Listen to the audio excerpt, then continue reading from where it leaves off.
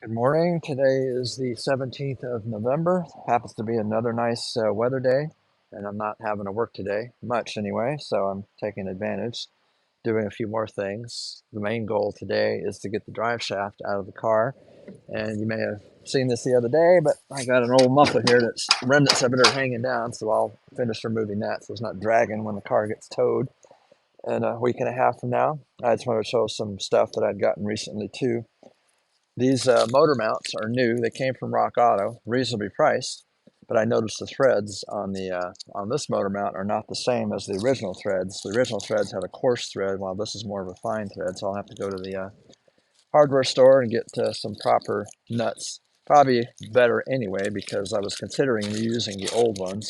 So this is going to force me to put new ones on there. So not a bad thing. This is also the new or remanufactured power brake booster. I'm sure you recognize that. Came from Mark II Enterprises. It was a little pricey, but I kind of felt I needed it. One thing that this one didn't come with, that the old one had, was this square plastic shim, or I don't know what you want to call it.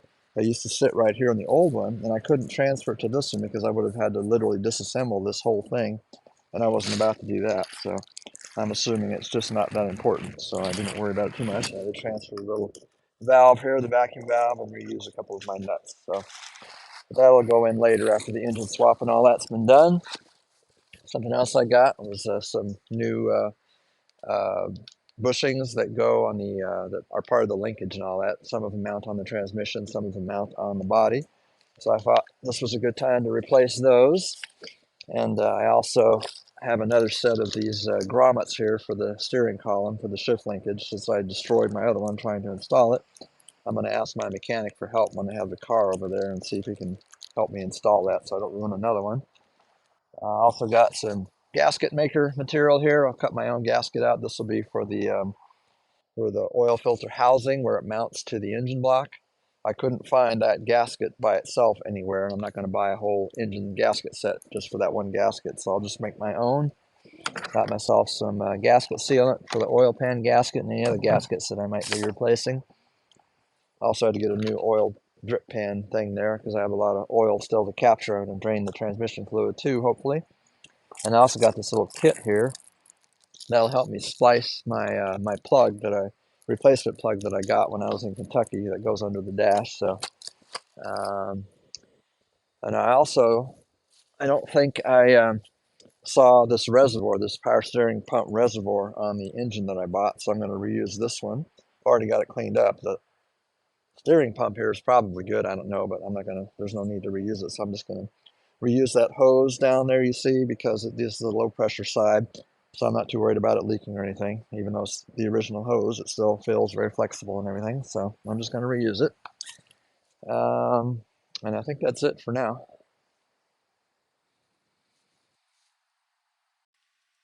All right, underneath the car here in the back, this muffler is going to be dropped. There's just a a hose clamp, not a hose clamp, a muffler clamp holding it to that hanger there. So I'll just break those loose, spray them with some PB Blaster first, and then use my impact gun to hopefully get those off or break them off, get that out of the way.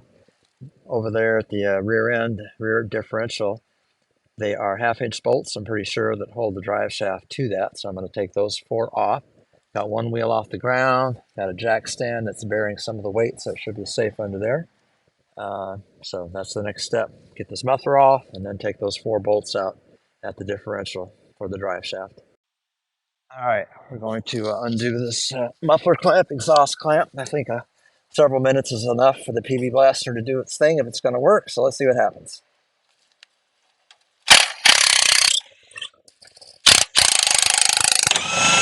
All right, good sign. Actually, I guess I'll leave that bolt in there. Nut, I mean. Come on. Oh, great. The other one I can't get on there.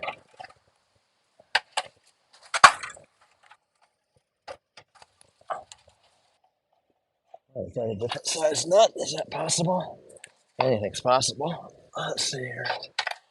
No, it's definitely a half inch. Or is it because I got the other nut in there still? That's probably what it is. Come on. There we go. Now let's try it. Oh yeah, that was it. All right, that wasn't too bad. Not much left of that muffler. The entire exhaust system looks pretty much like that, I think. All right, now we're going to go underneath the car. See if I can switch this around, not while I'm recording, apparently. All right, here we are at the rear of the drive shaft.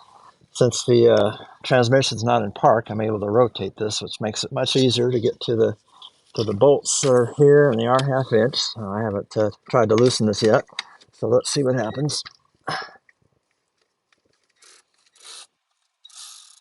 Looks like this thing isn't strong enough to break them loose by itself. All right, let me see if I can do this. There we go. Come on. There we go.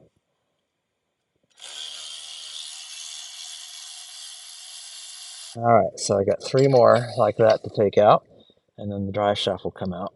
I'm just going to pull it out of the end of the transmission just because it's easier to do it that way. All right, I'm going to try a little experiment here. I got my phone leaning against something else. The drive shaft is disconnected from the differential, and now I'm going to attempt to just slide it out, the yoke right out of the rear of the transmission. So that's what you're looking at on the phone.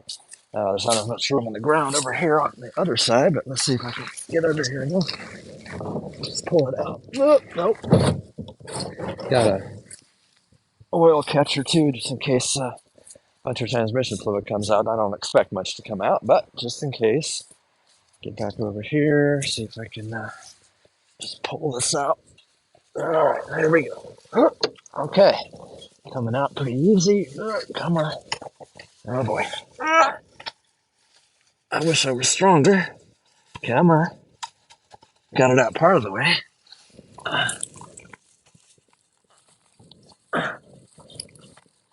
All right, well, I'll figure that out.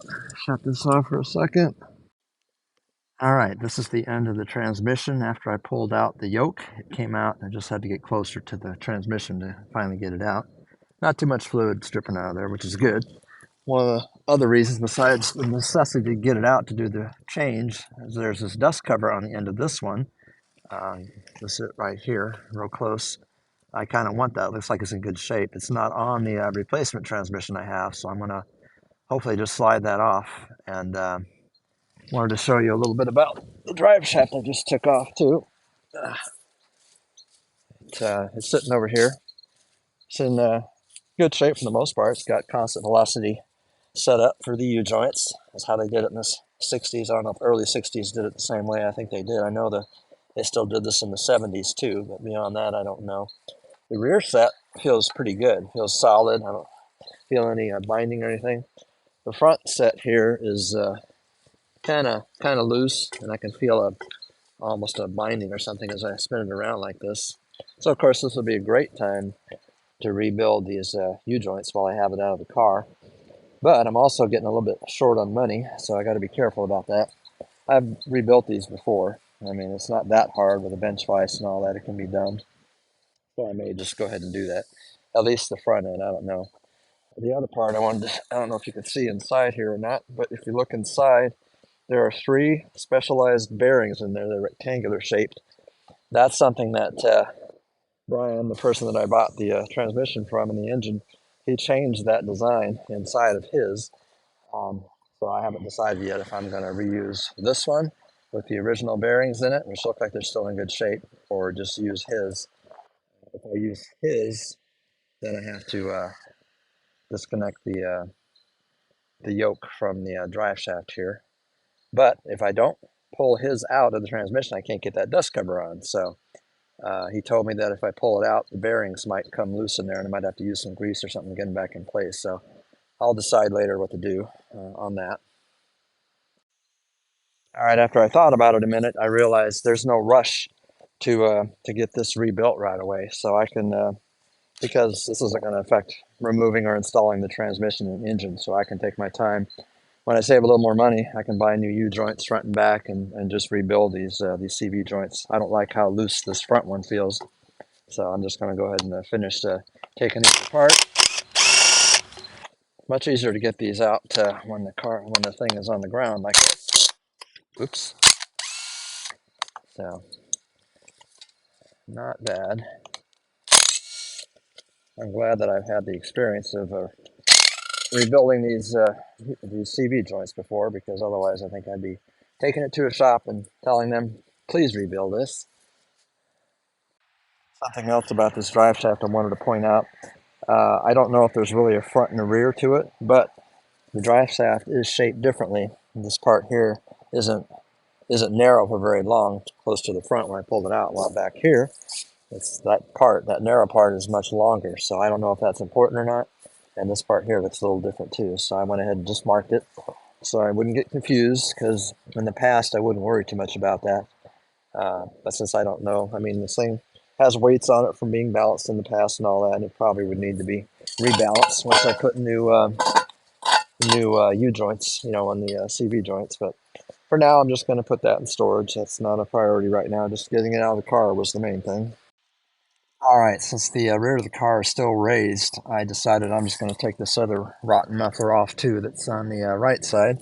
I was looking at the resonators, which on this car sit above the rear axle before the mufflers. I know that's different than most vehicles. Most of the time the resonator's at the end, but not on these Lincolns in the 60s. They reversed it. But those resonators, as far as I can tell, are actually in good shape. They don't appear to be rotted out or anything. And so rather than buy the correct mufflers, which are very expensive, because they're made to Lincoln specs by aftermarket suppliers, I can probably just take it to a local muffler shop, have them use a standard muffler, and just kind of, clamp it right onto this pipe here coming from the resonators. That might be a much less expensive way for me to go. We'll see. I'll compare prices. Of course, that's still way down the road a ways, but still, since I'm under here, I'm going to take this thing off next. I've already sprayed those nuts with the penetrating oil, so I'll take that off in a second. And then I'm going to lower the rear of the car, go back to the front and raise it, because the rear of the car, raising it doesn't give me enough room toward the front of the car where the transmission oil pan is. I want to take that loose and drain the transmission now. All right, it looks to me like what I thought was a dust cover, and it may be a dust cover, but I think it's actually integrated with the rear output shaft seal that's on there, because it doesn't want to slide off, and tapping it with a hammer doesn't budge. So I have a feeling it's actually part of the rear seal there. So I guess I don't need to worry about it. Brian told me, I'm pretty sure he put a new rear seal, output shaft seal on the transmission I bought, so I'm not going to worry about that anymore. You can see I've got the oil pan down here. Most of the oil is out of it now, transmission fluid.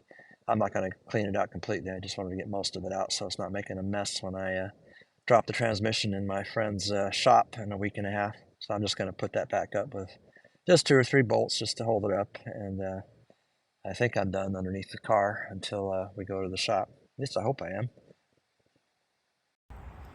All right, you may have noticed that I have removed the hood, sitting over there by the tree. I'm thankful that this hood for such a big car is relatively light and easy to do by myself, one person. Always been able to do that. I did that to gain easier access to these brackets on the front.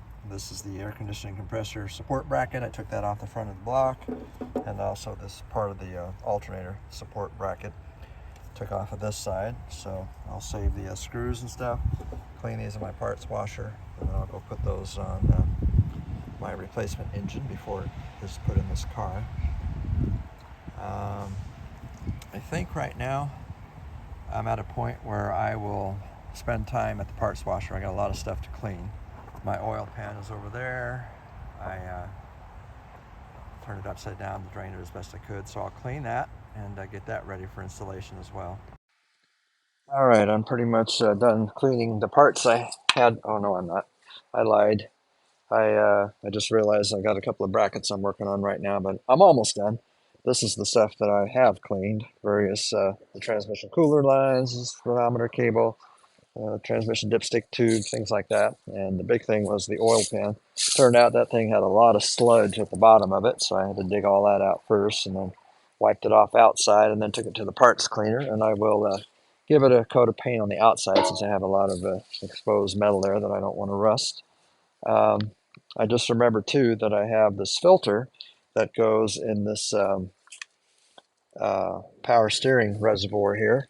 I thought for some reason it should also have come with an O-ring, because I thought there was an O-ring that goes in the top here of the canister, but I don't know. I don't think I've ever actually had one of these open before. So I actually got this as part of my effort to rebuild my own power steering pump, which I ended up not doing, but this I'll still put in there. I'm gonna open this up and see what it looks like inside, and hopefully there's not an O-ring on top. I have a feeling there probably is. If there is, then hopefully it's still good, because I'll have to look, but I don't think this came with an O-ring. So yeah, cleaning parts is messy. I got them all over myself. I'm dirty, but that's okay. Having a good time. So I'm gonna keep cleaning those wherever I put those two brackets. Where the heck did I put them? I put them somewhere, but I'll find them. Oh, I remember now where they are. They're over here by the trash can.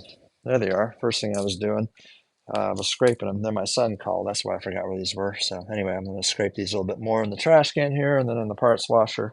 And I think that'll do it for cleaning parts for today. All right, I'm wrapping it up for the day. It was successful. Spent most of the day working on the car.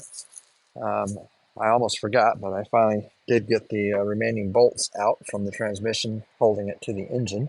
So now theoretically, when I get my chains, I'm going to get soon, hook them up to the engine block, and then when I have it towed to the shop, I'll just be able to pluck it right out of there.